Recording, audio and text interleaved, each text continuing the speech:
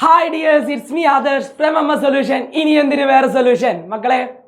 ഇന്ന് ഞാൻ എത്തിയിരിക്കുന്നത് നമ്മുടെ ജോഗ്രഫിയിലെ ഫസ്റ്റ് ചാപ്റ്റർ ആയിട്ടുള്ള വെതർ ആൻഡ് ക്ലൈമറ്റ് അല്ലെ, ദിനാന്തരീക്ഷ സ്ഥിതിയും കാലാവസ്ഥയും എന്ന ചാപ്റ്റർ 15 മിനിറ്റിനുള്ളിൽ നിങ്ങൾക്ക് വേണ്ടി പറഞ്ഞു തരാൻ വേണ്ടിയിട്ടാ.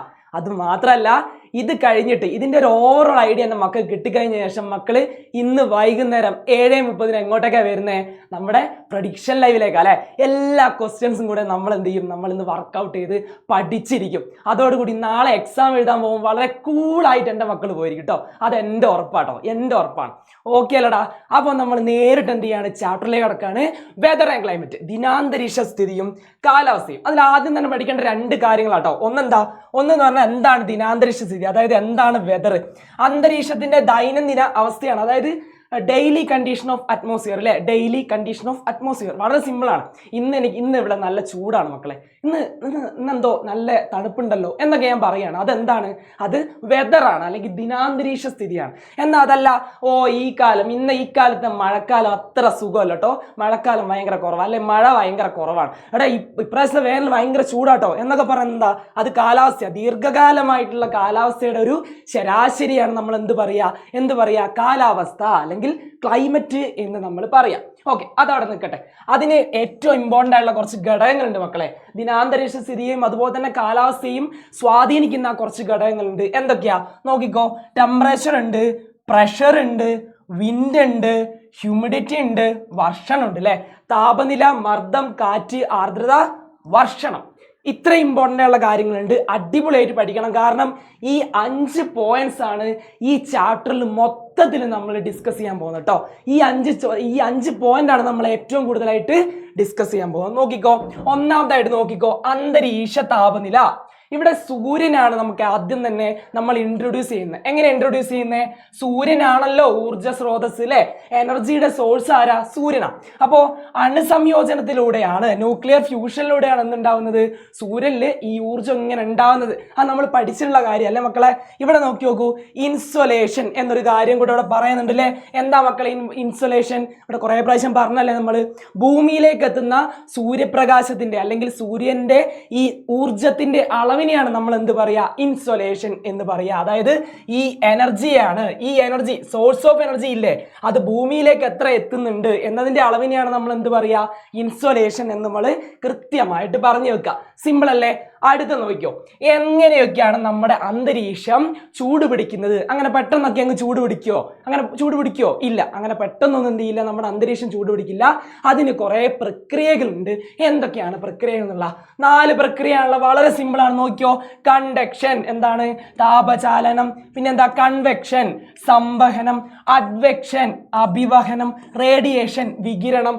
നോക്കിക്കോ, വളരെ സിമ്പിൾ ആയിട്ട് പറഞ്ഞുതരാം. കണ്ടക്ഷൻ എന്ന് പറഞ്ഞാൽ എന്താ? കണ്ടക്ഷൻ അല്ലെങ്കിൽ താപചാലനം എന്ന് പറഞ്ഞാൽ എന്താ? ഒന്നുമില്ല, നമ്മുടെ ഭൗമോപരിതലം ചൂട് പിടിക്കുമ്പോൾ അതിന്റെ ഉപരിതലത്തിലുള്ള ഈ അന്തരീക്ഷം കൂടിയും ചൂട് പിടിക്കുന്ന അവസ്ഥയാണ് നമ്മൾ എന്ത് പറയാ? നമ്മൾ കണ്ടക്ഷൻ അല്ലെങ്കിൽ താപചാലനം എന്ന് പറയാം. ഇനി കൺവെക്ഷൻ ആയാലോ, ഇതാ ഈ ഭാഗത്ത് ചൂട് പിടിച്ച വായു എന്ത് ചെയ്യാണ്? ഉയർന്നിങ്ങനെ പൊങ്ങുകയാണ്. അതിനെയാണ് നമ്മൾ എന്ത് പറയാ? സംവഹനം, കൺവെക്ഷൻ എന്ന് പറയാം. ഇനി അഡ്വെക്ഷൻ ആയാലോ, ഇവിടെയൊക്കെ ചൂട് പിടിച്ചില്ലേ, ആ ചൂട് എന്ത് ചെയ്യാണ്? കാറ്റ് ഇങ്ങനെ തിരശ്ചീനമായിട്ട് ഇങ്ങനെ കൊണ്ടുപോവാണ്.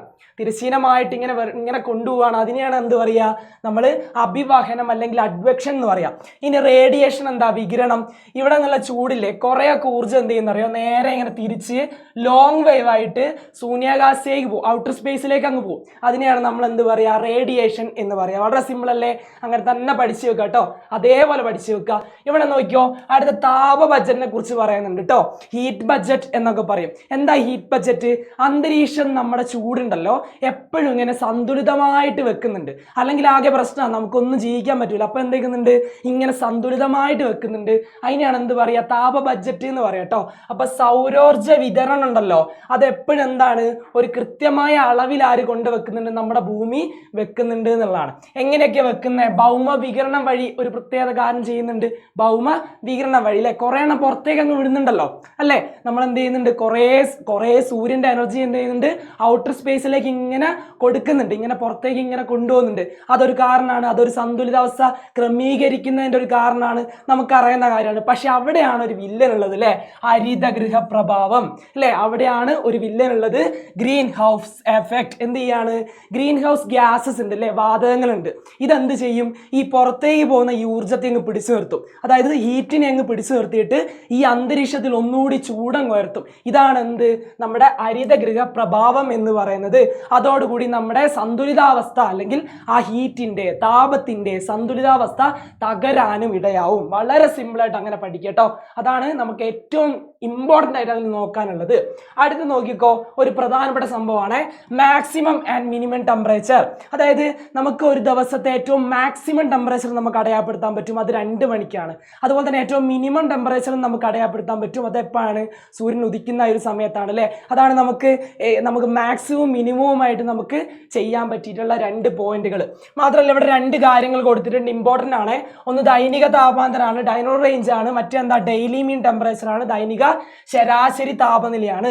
ദൈനിക താപാന്തരം എന്ന് പറഞ്ഞാൽ എന്താ, ഒരു ദിവസം കൂടിയ താപനിലയും കുറഞ്ഞ താപനിലയും തമ്മിലുള്ള വ്യത്യാസമാണ്, വേറെ പ്രശ്നമൊന്നുമില്ല, അങ്ങനെ പഠിച്ചാൽ മതി കേട്ടോ. ദൈനിക ശരാശരി താപനില എന്താ, നമ്മൾ പറഞ്ഞ പോലെ തന്നെ ഒരു ദിവസത്തെ കൂടിയ താപനിലയും കുറഞ്ഞ താപനിലയും തമ്മിലുള്ള ഈ ഒരു ശരാശരിയാണ്, ഈ ഒരു അനുപാതത്തെയാണ് നമ്മൾ എന്ത് പറയുന്നത്, നമ്മൾ ദൈനിക ശരാശരി താപനില എന്ന് നമ്മൾ പറയുന്നത്. സംഭവം വളരെ സിമ്പിളായുള്ള കാര്യമല്ലേ, വളരെ സിമ്പിളായിട്ട് അങ്ങനെ പഠിച്ചു വെക്കുക കേട്ടോ. അടുത്ത നോക്കിക്കോ, ടെമ്പറേച്ചർ ഡിസ്ട്രിബ്യൂഷൻ ഇൻഫ്ലുവൻസിങ് ഫാക്ടേഴ്സ്. താപനില വിതരണം സ്വാധീനിക്കുന്ന ഘടകങ്ങൾ എന്തൊക്കെയാണ്? അപ്പോൾ ഭൂമിയിൽ ഇങ്ങനെ താപനില ഉണ്ടല്ലേ, കുറേ ഭാഗങ്ങളിൽ ഇങ്ങനെ എന്തൊരു ചൂടിങ്ങനെ വ്യാപിക്കുന്നുണ്ട്, അതിനൊക്കെ എന്തുണ്ട്, കുറേ ഫാക്ടേഴ്സ് സ്വാധീനിക്കുന്നുണ്ട് എന്നുള്ള കാര്യമാണ്. അത് ഏതൊക്കെയാണ് നമ്മൾ നോക്കുന്നത്? ഒന്നാമതായിട്ട് നമ്മൾ നോക്കുന്ന ലാറ്റിറ്റ്യൂഡും ആൾട്ടിറ്റ്യൂഡാണ് കേട്ടോ. അക്ഷാംശവും ഉയരവും അവിടെ സ്വാധീനിക്കുന്ന ഘടകങ്ങളാണ്. രണ്ടാമത് നോക്കുക ലാൻഡ് സീ ഹീറ്റിംഗ് അല്ലേ, കരയും കടലും ചൂടാകുന്നത് ഒരു പ്രത്യേകമായിട്ടുള്ള ഇൻഫ്ലുവൻസ് ചെയ്യുന്ന ഒരു ഘടകമാണ്. പിന്നെ എന്താ, ഡിസ്റ്റൻസ് ഫ്രം സീ, കടലിൽ നിന്നുള്ള ദൂരം ഒരു പ്രധാനപ്പെട്ട ഘടകമാണ്. പിന്നെ എന്താ, ഓഷ്യൻ കറൻസ്, സമുദ്രജല പ്രവാഹങ്ങൾ ഒരു പ്രധാനപ്പെട്ട സംഭവമാണ്. പിന്നെ എന്താ, റിലീഫ്, അതായത് ഭൂപ്രകൃതി, അതും ഒരു പ്രധാനപ്പെട്ട സംഭവമാണ്. ഇതൊക്കെ കൃത്യമായിട്ട് എന്ത് ചെയ്യണം, നമ്മൾ പഠിച്ചിരിക്കണം കേട്ടോ. ഇത് ഇമ്പോർട്ടൻ്റ് ആയിട്ടുള്ള കാര്യമാണ്. അതുപോലെ തന്നെ എന്താ, ഈ പോയിന്റ് കൂടെ പഠിച്ചേക്കണം. എന്താ, ഐസോതേംസ്, വളരെ ഇമ്പോർട്ടൻ്റ് ആണ്.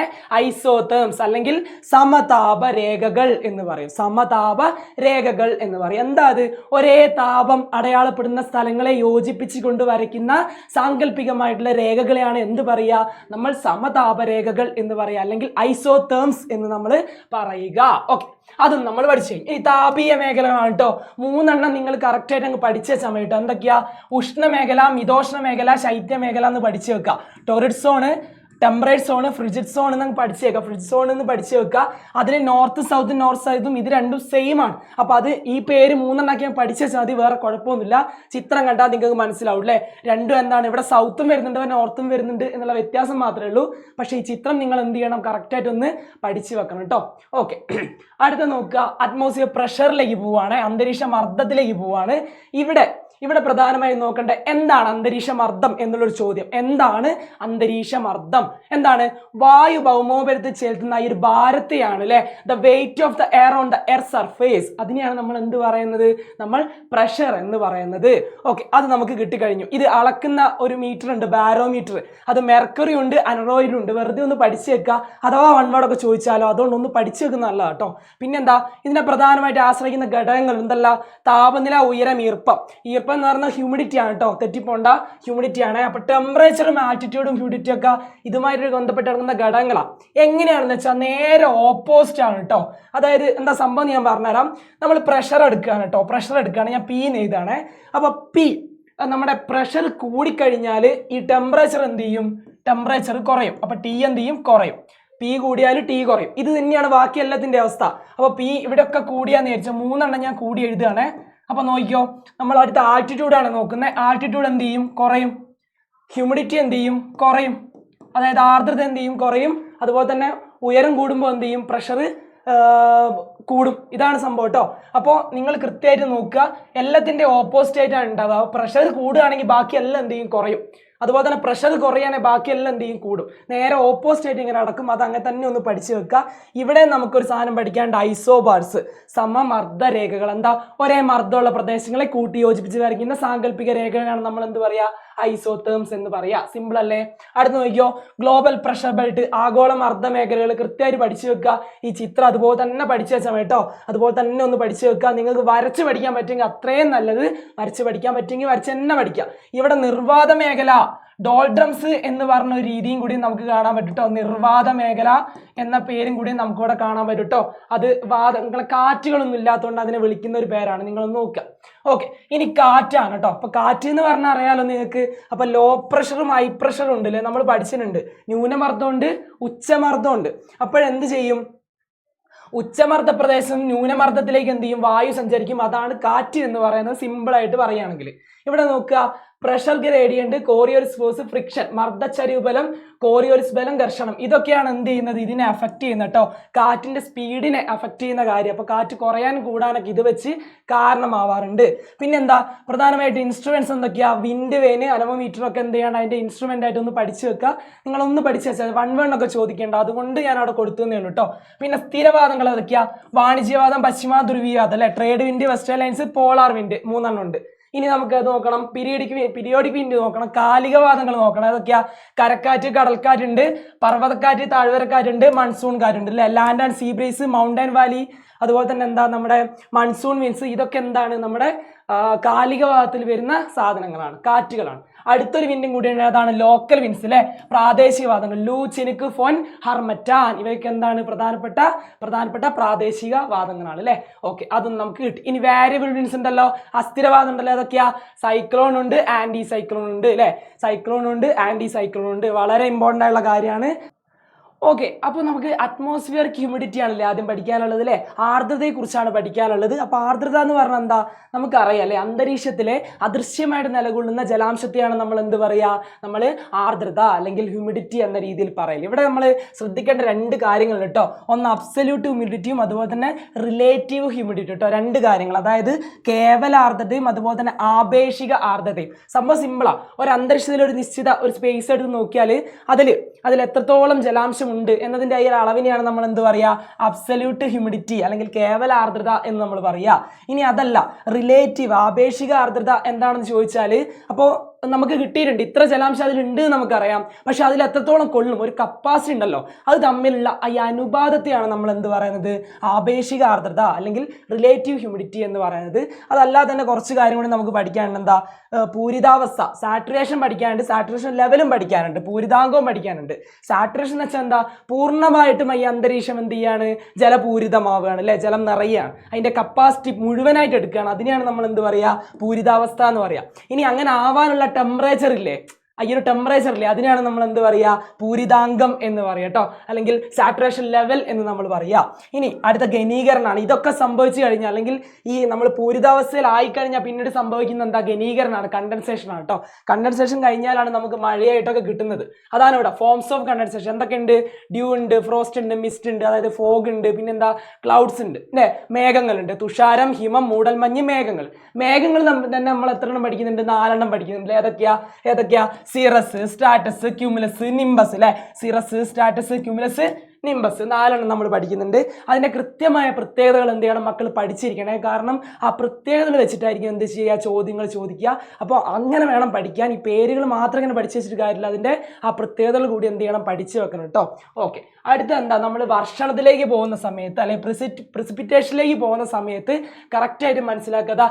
റെയിൻഫാള്, സ്നോഫാള്, ഹെയിൽ സ്റ്റോണ് എന്നൊക്കെ പഠിക്കുന്നുണ്ട് നമ്മൾ. മഴ, മഞ്ഞ് വീഴ്ച, ആലിപ്പഴം, ഇതൊക്കെ നമ്മൾ എന്ത് ചെയ്യുന്നുണ്ട്, പഠിക്കുന്നുണ്ട്. അപ്പോൾ മഴ നമുക്ക് വളരെ പരിചിതമായ കാര്യമാണ്. പിന്നെ മഞ്ഞ് വീഴ്ച നമ്മൾ 0 ഡിഗ്രിയിലേക്ക് പോകുന്ന സമയത്ത് മഴ തന്നെ എന്താണ്, മഞ്ഞായിട്ട് മാറുകയാണ് അല്ലേ. അതെന്താണ്, ഒരു ഐസ് പോലായിട്ട് മാറിയിട്ട് ഇങ്ങനെ മഞ്ഞ് വീഴ്ച ഉണ്ടാവുന്നതാണ്. നമ്മളത് ചിത്രങ്ങളിലോ കണ്ടിട്ടുണ്ടാവും. ഹെയിൽ സ്റ്റോൺ എന്ന് പറഞ്ഞാൽ തുടർച്ചയായിട്ട് കണ്ടൻസേഷൻ ഉണ്ടാകുന്നതിന്റെ ഫലമായിട്ടാണ് എന്തുണ്ടാവുന്നത്, ആലിപ്പഴ വീഴ്ചകൾ ഉണ്ടാവുന്നത്. പിന്നെ നമുക്ക് പഠിക്കേണ്ട ഈ 3 കാര്യങ്ങൾ എന്തൊക്കെയാ, ഓറോഗ്രാഫിക്, കൺവെൻഷണൽ, സൈക്ലോണിക്. 3 തരത്തിലുള്ള മഴയാണ്, പർവ്വതമഴ, സംവഹന മഴ, ചക്രവാത മഴ. അപ്പോൾ പർവ്വതമഴ എന്ന് പറഞ്ഞാൽ നമുക്കൊക്കെ അറിയാമായിരിക്കും, ഒരു മലയുണ്ടെങ്കിൽ ഈ കാറ്റിങ്ങനെ ഇങ്ങനെ വരുന്ന സമയത്ത് ഇവിടെ എന്ത് ചെയ്യും, ഇവിടെ ഈ ഘനീകരണം നടന്നിട്ട് ഈ ഭാഗത്ത് മഴ ലഭിക്കും. അതേ സമയത്ത് ഈ ഭാഗത്തോ മഴ നിഴൽ പ്രദേശമായിട്ട് മാറും. അതാണ് ഓറോഗ്രാഫിക് എന്ന രീതിയിൽ നമ്മൾ പറയാറ്. ഇനി കൺവെൻഷൻ ആണെങ്കിലോ ഈ പ്രദേശം ഇവിടെ ഇങ്ങനെ ചൂടാവില്ലേ, വായു ഇങ്ങനെ ചൂടായിട്ടുണ്ടാവും. ഈ ചൂടായ വായു മുകളിലേക്ക് ഇങ്ങനെ ഉയരും. നമ്മൾ നേരത്തെ പഠിച്ചാണ് കൺവെൻഷൻ അല്ലേ. എന്നിട്ട് എന്ത് ചെയ്യും, ഇവിടെ ഘനീകരണം സംഭവിക്കും. എന്നിട്ട് ഇവിടെ തന്നെ മഴയായിട്ട് പെയ്യും. അതിനാണ് എന്ത് പറയാ, സംഭവന മഴ എന്ന് പറയാ.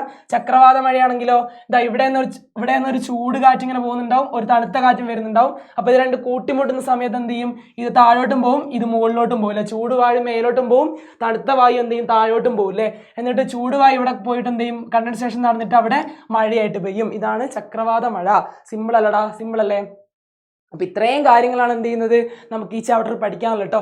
അപ്പോൾ ഈ ചാപ്റ്ററിന് മൊത്തത്തിലൊരു ഓവർവ്യൂ നമുക്ക് കറക്റ്റായിട്ട് കിട്ടിയിട്ടുണ്ടാവും. ഓൾറെഡി മക്കൾ ഈ ചാപ്റ്ററൊക്കെ മുഴുവനായിട്ട് പഠിച്ചും കഴിഞ്ഞിട്ടുണ്ടാകുന്ന ഉറപ്പുള്ള കാര്യം അല്ലേ. അപ്പോൾ ഒരു മൊത്തത്തിലൊരു ഓവർവ്യൂ കിട്ടി, ഒരു ഐഡിയയും കിട്ടി, സെറ്റായി നിൽക്കുകയായിരിക്കും അല്ലേ. അപ്പോൾ അങ്ങനെയാണ് നമുക്ക് വേണ്ടത്, അങ്ങനെയാണ് നമ്മൾ എക്സാമിന് പോയിട്ട് എഴുതേണ്ടത് അല്ലേ.